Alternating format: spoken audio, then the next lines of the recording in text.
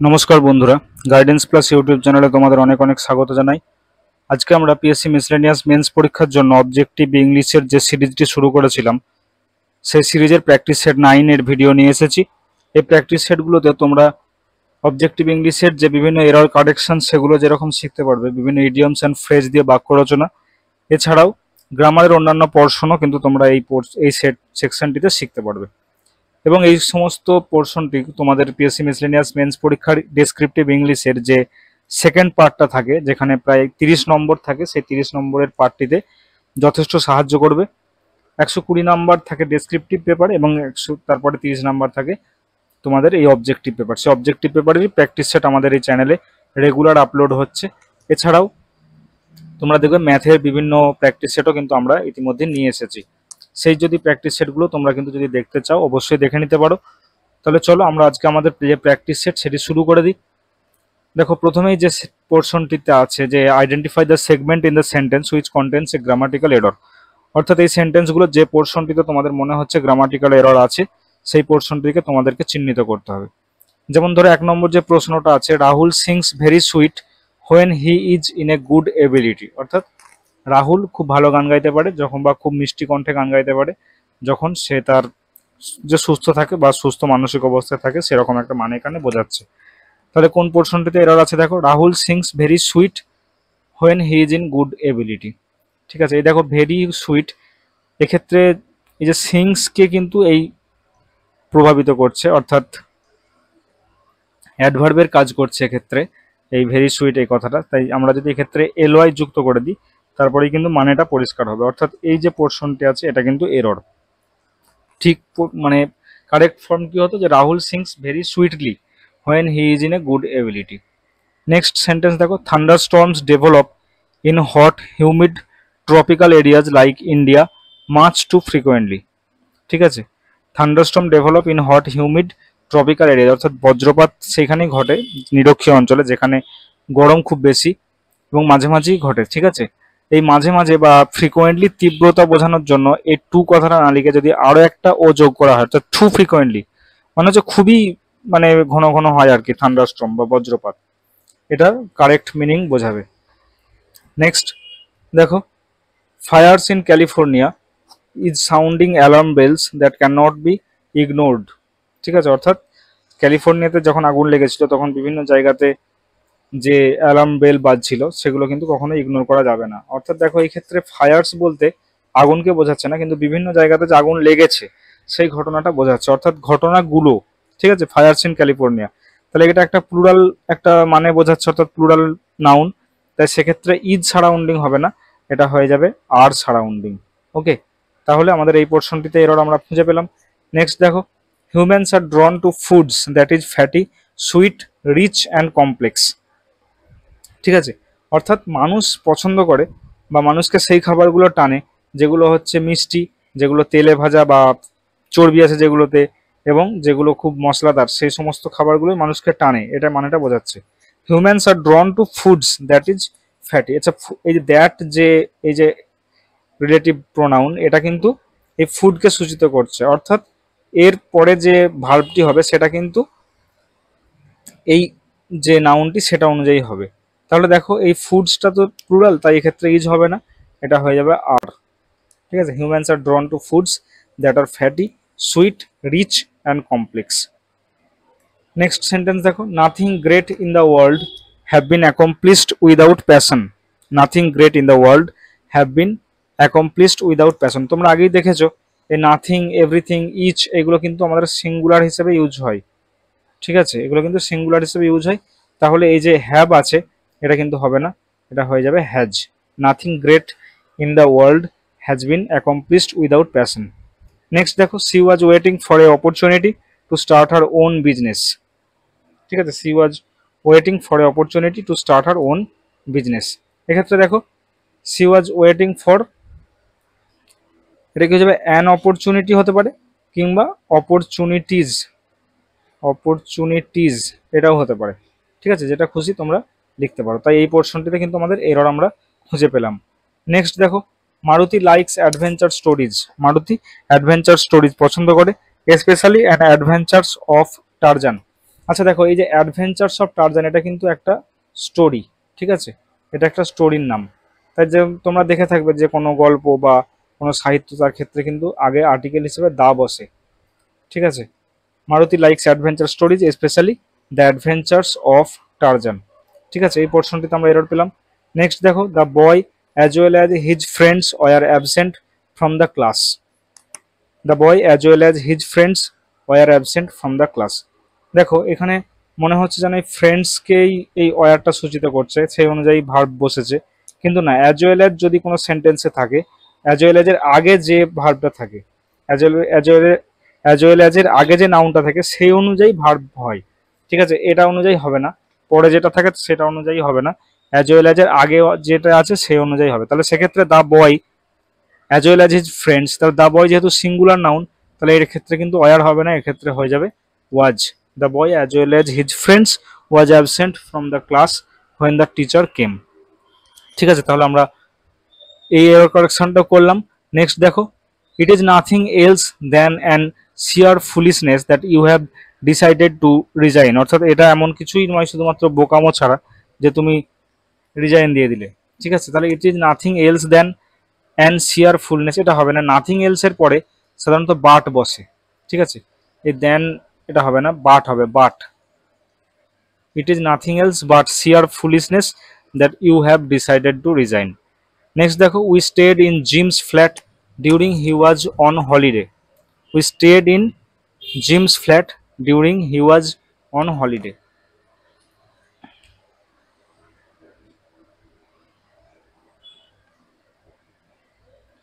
দেখো এখানে হি was on এটা লিখবো না, ডিউরিং হলিডে এইটুকু শুধু লিখবো। We stayed in Jim's flat during holiday, ঠিক আছে। তাহলে এই পোর্শনটিতে আমাদের এরর আছে। এরপরে write the meaning and make sentence with the following idioms, অর্থাৎ এই ইডিয়মগুলোর মানে এবং এগুলো দিয়ে বাক্য রচনা করতে হবে। প্রথমে দেখো, make a mountain out of a mole hill, এটা দেখি বোঝা যাচ্ছে তিলকে তাল করা। Make a mountain out of a mole hill, অর্থাৎ যে মোল হিল বলতে বোঝায় যে সাধারণত দেখবে যে আঁচিল কিংবা তিল, এইগুলোকে আমরা সাধারণত মোল হিল বলে থাকি, ঠিক আছে। সেখান থেকে একটা পাহাড় তৈরি করা, এটা মানেটা এরকমই বোঝাচ্ছে যে টু এক্সাজারেট এ মাইনর ইস্যু, ঠিক আছে। এটাকে এইভাবে লিখবে যে টু এক্সাজারেট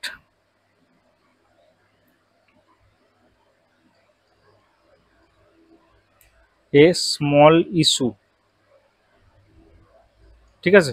এটা লিখতে পারো। এটা দিয়ে কি বাক্য রচনা করতে পারি দেখো, যে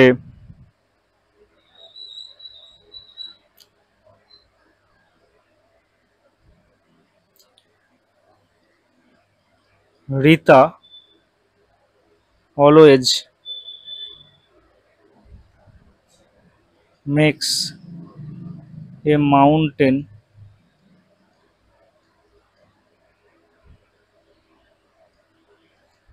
out of a molehill when things don't go exactly her way, ঠিক আছে। Rita always makes a mountain out of a molehill when things don't go exactly her way, অর্থাৎ তার পছন্দ মতো না হলেই রিতা এরকম তিল থেকে তাল করে সব জিনিসে। Make a clean sweep, make a clean sweep এই কথাটার মানে হচ্ছে to win everything or to remove everything unwanted, to win everything, ঠিক আছে, টু উইন এভরিথিং। তাহলে দেখো কিভাবে লিখতে পারি,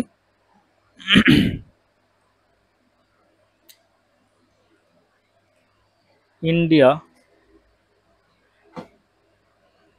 made a clean sweep in the series by winning all 5 matches, ঠিক আছে। India made a clean sweep in the series by winning all 5 matches. Next দেখো make one's p's and q's, এটার মানে হচ্ছে টু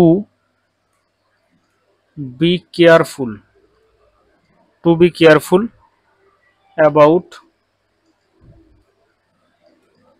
ওয়ান্স বিহেভিয়ার। ঠিক আছে, অন্যের পছন্দের ব্যাপারে বা অন্যের ব্যবহারের ব্যাপারে খুব খেয়াল রাখা, সেটা কি বলা হয়, make one's p's and কিউজ।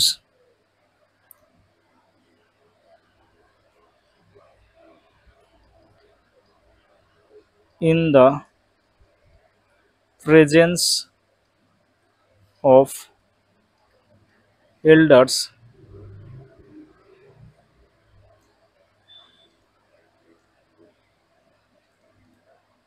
children should mind. In the presence of elders, children should mind their p's and q's. ঠিক আছে, in the presence of elders children should mind their p's and q's, অর্থাৎ বড়দের শ্রদ্ধার ব্যাপারে বা বড়দের সম্মানটা করাটা শিশুদের শিখতে হবে বড়দের সামনে। মেক এ বি লাইন, কিংবা এটাও মানে বোঝায় যে বড়রা যখন উপস্থিত থাকে তখন শিশুদের তাদের ব্যবহারের ব্যাপারে কেয়ারফুল থাকা দরকার, যে তারা কি করছে। মেক এ বি লাইন এই কথাটার মানে হচ্ছে টু গো স্ট্রেট ফরওয়ার্ড, মৌমাছিরা যেভাবে যায় সেভাবে, to go straight forward, make a bee line. কি বাক্য রচনা করতে পারি দেখো, আফটার স্কুল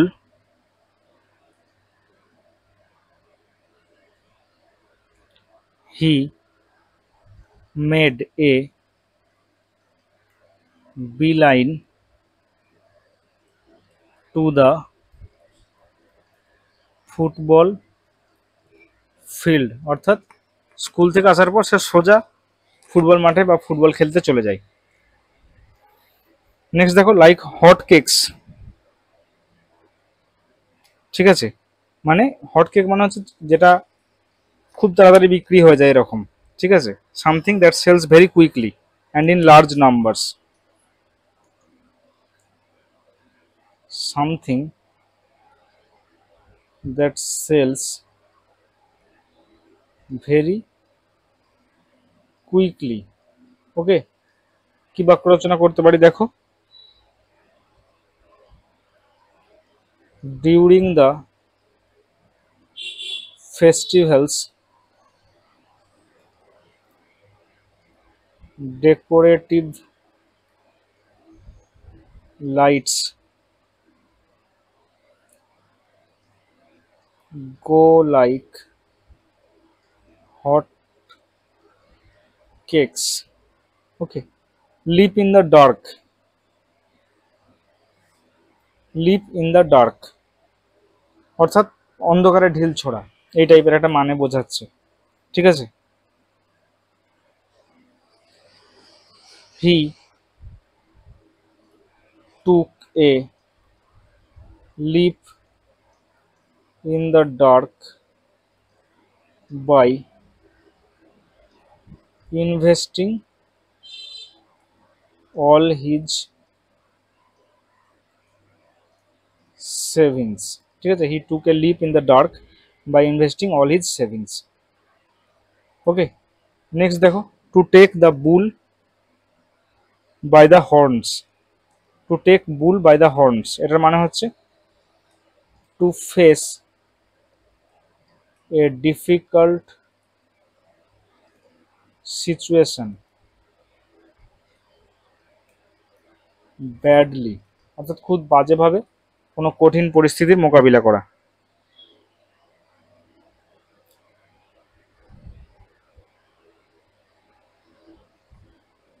দেখো কি বাক্য রচনা করতে পারি, যে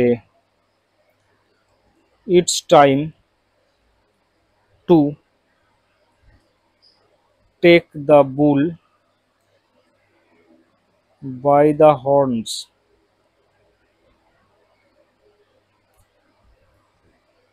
and deal with your debts, অর্থাৎ it's time to take the bull by the horns and deal with your debts, অর্থাৎ তোমার ঋণগুলো সম্পর্কে বা তোমার ধারগুলো সম্পর্কে এবারে তোমার লড়াই করা উচিত।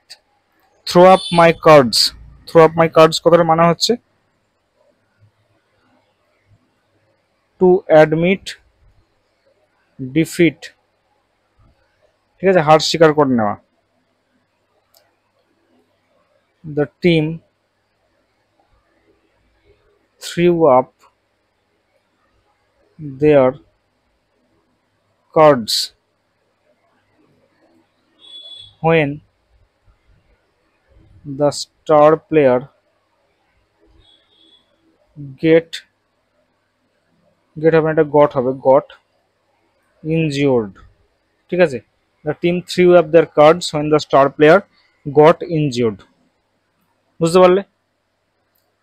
এটা একসঙ্গে টু অ্যাডমিট ডিফিট। নেক্সট দেখো, এই সেন্টেন্সগুলো আছে ওয়ান ওয়ার্ড সাবস্টিটিউশন, অর্থাৎ যে সেন্টেন্সটা দেওয়া আছে তার মধ্যে নিচের অপশনগুলোর মধ্যে যেটা বেস্ট মানে বোঝায় ওই উপরের লাইনটার, সেটাকে কিন্তু তোমাদেরকে বেছে নিতে হবে। দেখো, painless death given to patients to relieve suffering, অর্থাৎ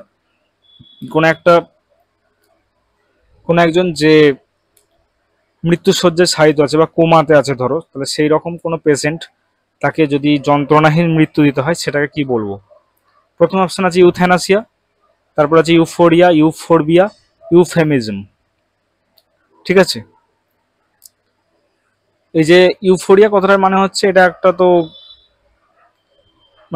কোনো সেরকম মিনিং বহ নয় বা অর্থবহ নয়। ইউফোরবিয়া কথাটার মানে হচ্ছে, আর হচ্ছে ইউফেমিজম, ইউথ্যানাসিয়া এই কথাটার মানে হচ্ছে যে যেখানে ধরো লাইফ সাপোর্ট দেয়া আছে বলে মানে সেই ব্যক্তি বেঁচে আছে, যদি লাইফ সাপোর্ট খুলে নেওয়া হয় সেক্ষেত্রে কিন্তু মরে যাবে, ঠিক আছে, বা সেক্ষেত্রে তার আর কিছু করা থাকবে না। সেই যে লাইফ সাপোর্টগুলোকে খুলে নেওয়া, সেটাকেই কিন্তু আমরা বলবো যে ইউথ্যানাসিয়া, ঠিক আছে।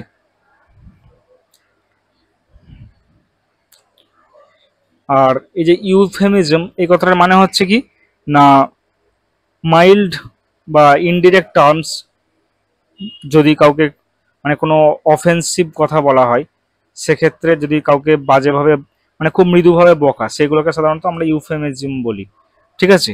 আর ইউফোরবিয়া এই কথাটার মানে হচ্ছে যে ইউফোরবিয়া ইউফোরবিয়া মানে একটা তো গাছ, ঠিক আছে, একটা গাছকে সাধারণত ইউফোরবিয়া বলা হয়। তাহলে আমাদের এখানে যে এগুলো কিন্তু হচ্ছে না একটাও। আর ইউথ্যানাসিয়া এটা হলো পেনলেস ডেথ। নেক্সট দেখো, a song or music in praise of God, ঠিক আছে। এই এলেগি, এলেগি কথার মানে হচ্ছে বিলাপ, ধরো কেউ মারা গেছে সেক্ষেত্রে যে বিলাপ করে কান্না করা হয়, সেইগুলোকে সাধারণত আমরা বলা হয় কি যে এলেগি, ঠিক আছে। আর ওডি কথার মানে হচ্ছে যে কোন একটা কিছুর উদ্দেশ্যে একটা নির্দিষ্ট ফর্মে লেখা, একটা পোয়েম টাইপের, ঠিক আছে, একটা কবিতা টাইপের, সেগুলোকে বলা হয় ওডি। তাহলে এটাও হচ্ছে না। হাইম বা স্তোত্র, বাংলায় যেটাকে বলা হয় স্তোত্র, এটা সাধারণত song or music in praise of God. Epic কথার মানে হচ্ছে মহাকাব্য, সেটা তোমরা জানো। তাহলে এগুলো হচ্ছে না, এটা হলো আমাদের answer, হাইম। Next, things which are of the same kind and of the same dimension, ঠিক আছে। হোমোসেক্সুয়াল এটার মানে হচ্ছে সমকামী, এটা হচ্ছে না। হোমোনিমাস, ঠিক আছে। হোমোজেনাস, হোমোজেনাস মানে হচ্ছে একই গোত্রের, ঠিক আছে, একই গোত্রের বা একই ধরনের। হোমোফোনি মানে একই ধরনের শব্দ শুনতে, সেটাকে বলে হোমোফোনি। হোমোজেনাস মানে একই গোত্রের। হোমোনিমাস এই কথাটার মানে হচ্ছে এই things which are the same kind and the same dimension. 4 নম্বর দেখো, a situation recurring a choice between equally undesirable alternatives or confusions. Instability মানে অস্থিরতা, কমপ্লিকেশন মানে জটিলতা, সফিস্টিকেশন এই মানেটা হবে না, এক্ষেত্রে হবে ডিলেমা, ঠিক আছে। এ সিচুয়েশন আর রিকোয়ারিং এ চয়েস, অর্থাৎ একই ধরনের দুটো জিনিসের ক্ষেত্রে তোমাকে যখন কোনো কিছু পছন্দ করতে বলা হবে, দেখবে তুমি একটা অস্থিরতায় ভুগবে বা কোনটা পছন্দ করবে বুঝতে পারবে না, সেই পরিস্থিতিটাকে বলা হয় dilemma. Next, a person who studies the structure of earth. এই দেখো এই ফার্স্ট অপশনে যেটাতে geologist, a person who studies the structure of the earth. ঠিক আছে, তাহলে আমরা আমাদের আজকের যে ইংলিশের প্র্যাকটিস সেট সেটা শেষ করলাম। আশা করি ভিডিওটি তোমাদের ভালো লেগেছে। যদি ভালো লেগে থাকে অবশ্যই ভিডিওটি লাইক করে দিও এবং বন্ধুদের মাঝে শেয়ার করে দিও। ঠিক আছে, নেক্সট দেখা হবে পরের ভিডিওতে। ভালো থেকো, থ্যাংক ইউ।